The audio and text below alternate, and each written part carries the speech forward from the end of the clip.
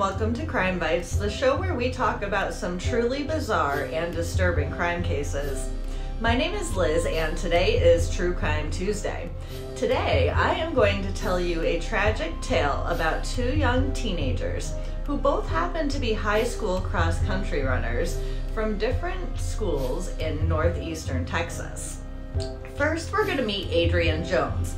She was a classic Texas beauty born in Mansfield, Texas in June of 1979. A natural athlete with blonde hair, she was described by one boy in her class as not just good looking, but I mean good looking. Adrienne was an extrovert and was loved by her peers. She had a good family and a strict household, two younger brothers. She was described as someone who was innocent, but not too innocent, as you will see later on from the contents of the story. But an innocent, not innocent, if that makes any sense. She was also loved by pretty much everyone who knew her. She took advanced honors classes and spent about 2 hours of each of her evenings studying. She injured her knee playing soccer, but decided to join cross-country team to stay in shape. She became so good in the 2-mile that she even helped her school qualify for the regionals. On top of all this, she managed to hold down a part-time job at Golden Fried Chicken, where her manager described her as a superstar employee. Adrienne was dating a guy named Tracy Smith, and things were new but going well. Alright, now we're going to meet Diane Zamora, our darker beauty. She could be described as Adrienne's complete opposite, but not in a bad way. She had dark hair and eyes and was described by one of the boys in her class as being someone who, when she looked at you, it was hard for you to stop staring back. Diane was serious about her studies as well and had aspirations to become an astronaut. She was a member of the Civil Air Patrol, a group that teaches the basics of military life, and it was there that she met her boyfriend, David Grant. The two had recently become engaged despite their young age. Diane also had just recently lost her virginity to David, something she was planning to wait until marriage to do. But she had decided to do it anyways in light of a recent car crash that was traumatic for her and also her recent engagement. Diane also ran cross country, and it was there she would first cross paths with Adrienne. It's the beginning of fall in 1995. The gunshot sounded and the girls started running. Adrienne, with her blonde hair flowing behind her, bounded along with a smile on her face. Diane looked forward, determined as she kept in pace. There was no denying that although these two beautiful, intelligent girls could not have been more different, they both had extremely bright futures ahead of them. Both would finish the meet that day as nothing more than co-competitors. There is no evidence that these two girls ever exchanged words, but maybe friendly Adriana cracked a joke that reserved Diane couldn't help but chuckle at as they ran along that day. People who attended the meets don't remember any positive or negative interactions taking place between them, yet their paths would cross again one fateful night in the beginning of that December, and both of these young ladies would have their promising futures tragically cut short. It's December 4th, 1995, and a farmer slowed down because he saw something a little unusual on the side of the back road he was driving along. At first, he thought it was roadkill. When he got close enough to realize that it was a person, he couldn't recognize her because her head was bashed in like an old pumpkin. She had on a gray shirt and flannel shorts, and besides getting her head smashed to an unrecognizable pulp, it appeared that she had been shot as well. Beautiful blonde hair, now stained a grisly red, Adrienne Jones had been brutally murdered. But why? The police would have their work cut out for them as they started looking into Adrienne's murder.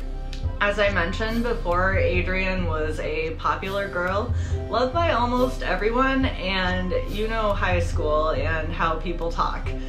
The first suspect was obviously Tracy Smith, Adrian's boyfriend, but he was quickly cleared. He was out of town with his parents when the murder took place, and he had spoken to Adrian on the phone that night that she was murdered, but someone had briefly beeped in during their call. Besides being with his parents when the murder occurred, Tracy Smith would also pass a polygraph test. The next person who was looked at was a girl who Adrian testified in court against, who had attacked one of her closest friends. After the hearing, the girl reportedly told Adrian, "I'll get you for this." But it would turn out that this girl had a solid alibi and would pass a polygraph test as well. So our third suspect is a Mansfield teenager named Brian, who was the person that Adrian told her boyfriend Tracy had beeped into their phone call that night. She told Tracy that Brian was a depressed person who had wanted to meet and talk. Now Brian, it turns out, worked at the store near where Adrian worked and became pretty infatuated with her. He would come in to see her when she was working, and it would get to the point where her coworkers would be letting her hide behind the counter when he came in. Things looked even more promising for detectives when they brought Brian in for questioning, and when they asked him if he talked to Adrian that night, he said he didn't remember. The reason he didn't remember was because he had been drinking heavily that night for the first time in over 6 months. And the reason that he gave for being upset and drinking was that he didn't have a girlfriend and all of his friends did. When asked if he took her out or went to her house that night, the best answer he could give them was that he didn't know. He didn't remember. Eventually, Brian was arrested and released after he passed a polygraph. And even though he seemed like a pretty solid candidate for the murder, things didn't quite add up. And after Brian was released and dismissed as a suspect, the case would cool down, but it wouldn't stay cool for too long.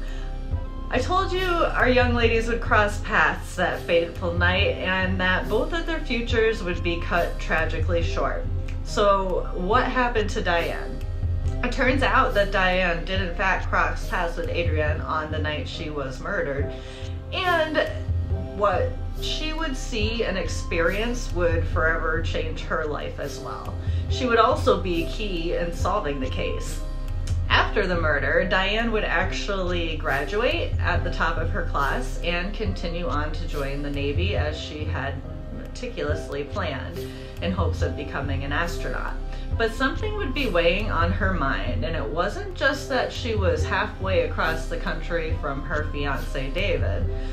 And things were becoming a little strained there. No, her memories from that night that Adrian was brutally murdered would cause her to fall behind in the Naval Academy when she eventually cracked and told her roommates what happened. That night, they were given no choice but to call the authorities.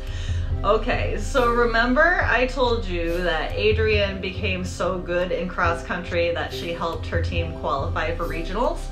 Well, they took place in November of that year, and Diane's school didn't end up qualifying, so Diane didn't go to that meet. On the way back from the meet, Adrian would ask one of the boys on her school's team for a ride home, and the two would end up taking a detour and hooking up behind a local elementary school. This at first seemed like a one-time thing, but this boy would be the real caller who beeped in when Adrian was on the phone with her boyfriend that night that she was murdered. Why Adrian would tell him it was Brian instead, we can maybe assume was because she was actually interested in this guy, because she would end up sneaking out of her house on that fateful night to go on a drive with him. She would climb out of her window, hop into the Mazda Protege that he was driving, and the two would set out into the remote country road that she would later be found on. After he parked the car, he looked at her and smiled. Adrian reclined her seat back and smiled back at him, hoping maybe for a second encounter with the handsome classmate of hers. but was shocked to discover that they weren't alone in the car. And before the shock could even register, she felt an excruciating pain in the side of her head. Right before she was struck, a small figure had popped up and yelled, "I know who you are. I know what you did." Unable to comprehend what was happening and in excruciating pain, now afraid for her life, she somehow managed to crawl through the window and start escaping into the nearby field. The boy would hop out brandishing a 9mm handgun, and when she collapsed in the field from her head wound, he would finish the job by firing 2 shots into her head from a point-blank range. Diane Zamora and David Graham would drive away, telling each other how much they loved each other.